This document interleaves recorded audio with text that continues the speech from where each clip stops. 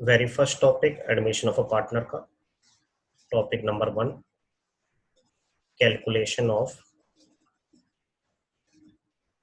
New ratio and sacrificing ratio. New ratio और sacrificing ratio कैसे निकाला जाता है, इसको करने के लिए हम डिफरेंट वैरायटी के जो एग्जांपल्स हैं उनको यहाँ पर डिस्कस करेंगे। उनको सीखने के बाद आप बुक के जो क्वेश्चंस हैं वो इजीली कर सकते हैं। एग्जांपल वेरी फर्स्ट बेटा, एग्जांपल फर्स्ट मैंने इसमें लिया, A and B are partners, they share profit losses in 3:2. They admit C as a new partner for 1/5 share in the profits.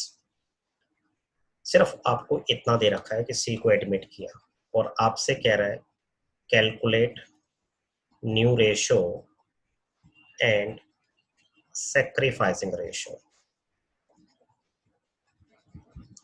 आपको न्यू रेशियो और सैक्रिफाइसिंग रेशियो कैलकुलेट करना है। इस question में हमें ये नहीं बता रखा कि सी ने अपना हिस्सा ओल्ड पार्टनर से कैसे एक्वायर किया, किस रेशियो में एक्वायर किया। तो बाय डिफॉल्ट हम ये मानते हैं कि सी ने अपना 1/5 शेयर ए और बी से उन्हीं के ओल्ड रेशियो में एक्वायर किया। जब तक हमें ये ना कह रखा हो कि सी ने किस रेशियो में एक्वायर किया, तो बाय डिफॉल्ट हम ये मानते हैं कि सी ने अपना 1/5 शेयर ए और बी से उनके ओल्ड रेशियो में एक्वायर किया, मींस 3:2 में एक्वायर किया। अब इस क्वेश्चन में हमें ये भी नहीं बता रखा कि सी के आने के बाद ए और बी का फ्यूचर रेशियो क्या रहेगा। तब भी हम बाय डिफॉल्ट यही मानते हैं कि सी के आने के बाद ए और बी का फ्यूचर रेशियो वही रहेगा जो सी के आने से पहले था, मींस उनका फ्यूचर रेशियो 3:2 ही रहेगा। तो ऐसे केस को सॉल्व करने के लिए हम सबसे पहले let total profit of new firm, total profit कह लो या टोटल शेयर कह लो, of new firm. New firm means a firm having 3 partners A B and C. उनका शेयर हमने क्या मान लिया, 1 में से आप सबसे पहले उस पार्टनर का शेयर माइनस कर देंगे जिसका शेयर फिक्स है, मींस जिसका शेयर चेंज नहीं होगा, मींस जो सैक्रिफाइस नहीं करेगा। तो यहाँ पर आप सबसे पहले सी का शेयर माइनस कर दें क्योंकि सी का शेयर फिक्स है। ए और बी का शेयर फिक्स नहीं है क्योंकि सी के आने के बाद ए और बी का रेशियो चेंज होगा, उनका शेयर चेंज होगा।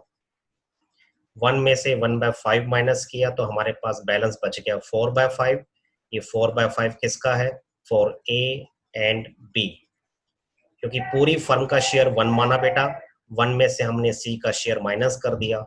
अब ये जो 4/5 शेयर हमारे पास बच गया ये ए और बी का है। ये ए और बी इसे अपने फ्यूचर रेशियो में बांट लेंगे, क्योंकि यहाँ पर ए और बी का फ्यूचर रेशियो नहीं दे रखा। तो बाय डिफॉल्ट हम यही मानते हैं कि ए और बी का फ्यूचर रेशियो वही सेम रहेगा जो पहले था, मींस 3:2। तो 4/5 रिमेनिंग शेयर को ए और बी अपने 3:2 फ्यूचर रेशियो में बांट लेंगे। तो ए का न्यू शेयर कितना होगा, जो 4/5 बैलेंस बचा उसमें ए का शेयर हो जाएगा 3/5 एंड बी का न्यू शेयर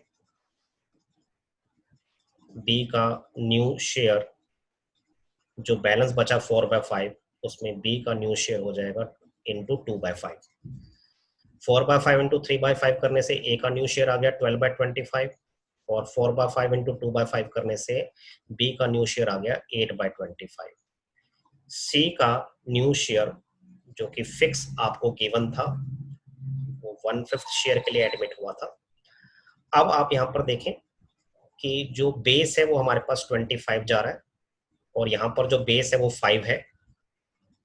अब बेस इक्वल लाने के लिए या तो हम एलसीएम ले लें या फिर बेस इक्वल लाने के लिए हम सेम अमाउंट से मल्टीप्लाई और सेम अमाउंट से डिवाइड कर सकते हैं।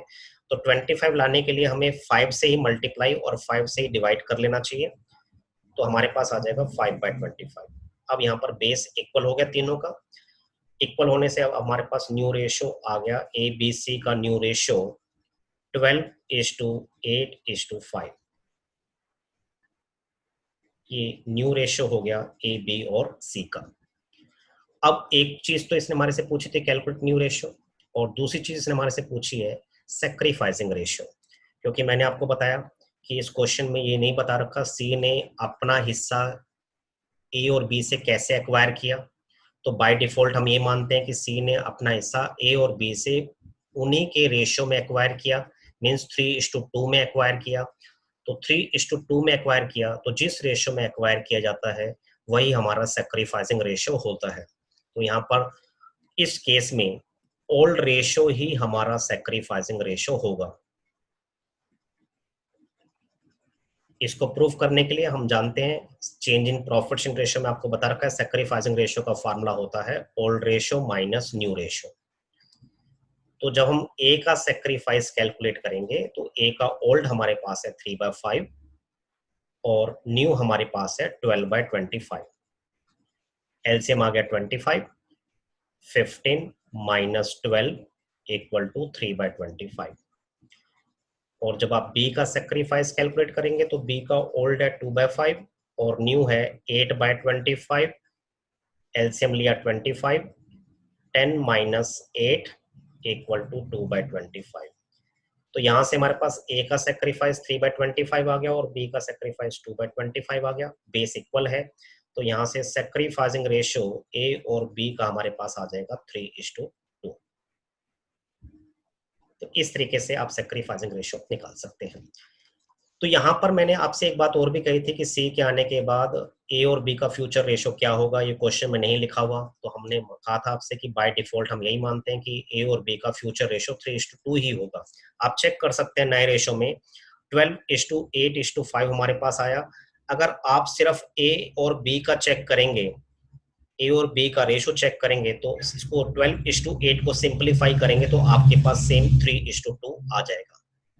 तो इसका मतलब फ्यूचर में भी ए और बी का रेशो आपस में 3:2 ही है, लेकिन एज अ होल जब सी एडमिट हो जाएगा तो उनका रेशो चेंज हो जाएगा। तो कंप्लीट रेशो हमारे पास आ गया 12:8:5। तो होप सो बेटा आपको ये पहला केस क्लियरली समझ में आ गया होगा।